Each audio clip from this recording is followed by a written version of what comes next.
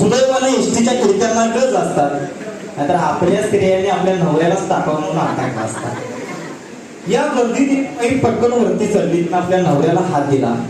त्यांचा हात धरून दुसराच कोणी वर चढला आणि आपलं गर्दीत तुडवत सीट रिझर्व केले. त्या ठिकाणी पोहोचलो जिथं मी आधी पायथन टाकलं होतं. तिथं आधीच एक म्हातारा माणूस बसलेला.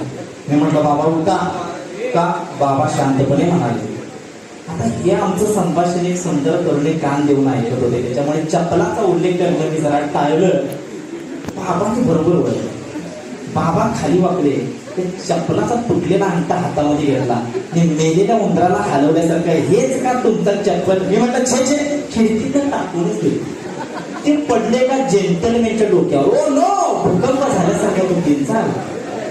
आणि सावतीच्या पोराला हातामध्ये घ्यावं तसं त्यानं ते चप्पल हातामध्ये घेतलं आणि वडाच्या झाडाला गोलगोल फेऱ्या